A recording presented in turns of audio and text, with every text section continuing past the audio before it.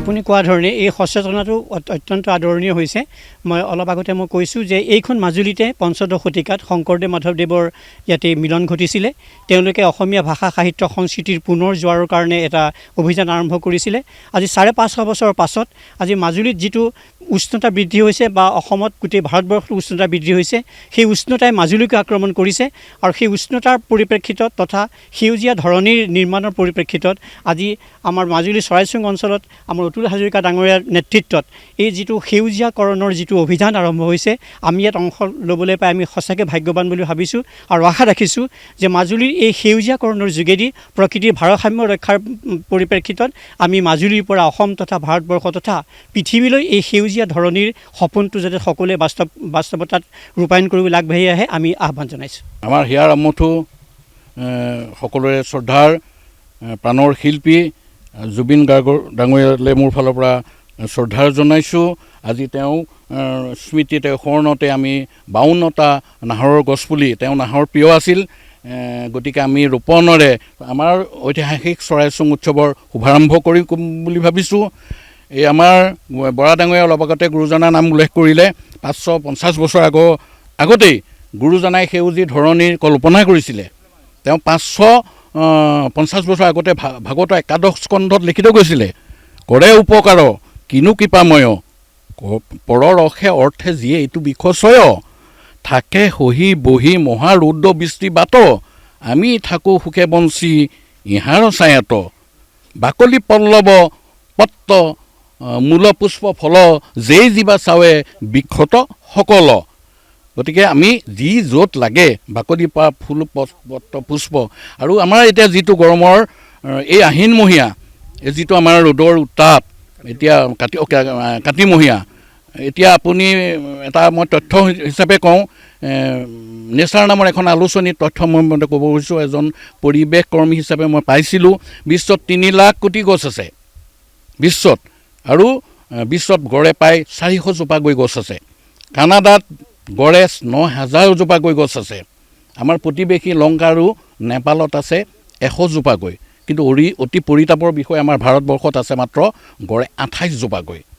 এই 28 জোপাটো সম্ভৱ আমি অসমে দিছোঁ নেকি, সংখ্যাটো গড়টো বঢ়াইছোঁ, অসমত সিমান হোৱা নাই। কিন্তু পৰিৱেশৰ ভাৰসাম্য ৰক্ষা কৰিবৰ কাৰণে বননিৰ পৰিমাণ থাকিব লাগে 33%। অতি পৰিতাপৰ বিষয়, এতিয়া বননিৰ পৰিমাণ 20%ৰ তল বুলি তথ্যভিত্তিক মই কৈছোঁ। গতিকে এইটো এটা অতি দুখৰ বিষয়। আমি কৈ থাকোঁ ইমান গৰম, তাৰ কাৰণেতো আমি গছৰ প্ৰতি, আৰু গছ থাকিলে মানুহ থাকিব নহয়, গছ থাকিলে জীৱকুল থাকিব। পৰিৱেশৰ ভাৰসাম্য ৰক্ষা কৰিবৰ কাৰণে জীৱকুল সকলো বেলেঞ্চ থাকিব লাগিব। চৰাই চিৰিকটিৰ পৰা আৰম্ভ কৰি জীৱ জন্তুৰ পৰা আৰম্ভ কৰি প্ৰকৃতিৰ কেঁচু কুমতিৰ পৰা আৰম্ভ কৰি অকল আমি মানুহ থাকি পেলাই বিনন্দীয়া পৃথিৱীখনত আমি কি কৰিম বাৰু কওকচোন আপুনি। গতিকে সকলো জীৱৰ কাৰণে, চৰাইৰ কাৰণে এয়া গছ। গতিকে আহক, মোৰ ফালৰ পৰা অনুৰোধ জনাইছোঁ, ইয়াৰ পৰা মই এটা আহ্বান জনাইছোঁ সকলোকে। আমাৰ আজি এই চৰাইচুং উৎসৱৰ শুভ আৰম্ভত আমি যেনেকৈ গছপুলি ৰোপণ আৰম্ভ কৰিছোঁ, ইয়াৰ পিছত আমাৰ দ্বিতীয় তৃতীয় 392টা গছপুলি আমি ৰোপণ কৰিম।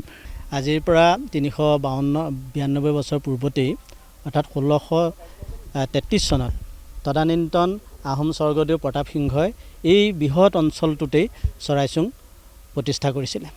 গতিকে আমি সেই চৰাইচুং প্ৰাকৃতিক বিপৰ্যয় হওক বা মানুহৰ বিভিন্ন পৰিস্থিতিৰ বাবেই চৰাইচুং সংকুচিত হৈ গৈছিল, কিন্তু যি অৱশিষ্ট অংশ চৰাইচুঙৰ আছে সেই অৱশিষ্ট যাতে পুনৰুদ্ধাৰ হয় আৰু চৰাইচুঙৰ যিটো গৰিমা সেইটো অটুট থাকক।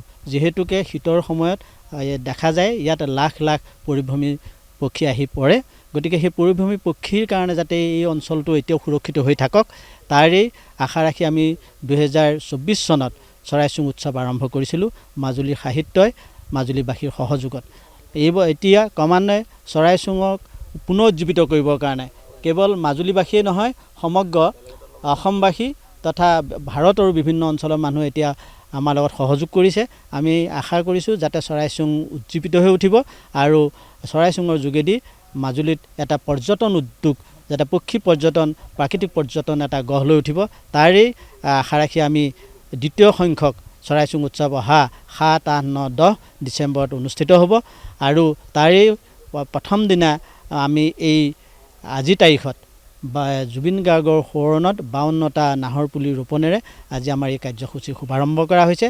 যিহেতুকে এই এতিয়া 392 সংখ্যক, গতিকে আমি এইবাৰ 392টা গছপুলি ৰোপণেৰে এইবাৰ চৰাইচোঙৰ অন্যতম কাৰ্যসূচী হিচাপে ঘোষণা কৰা হৈছে।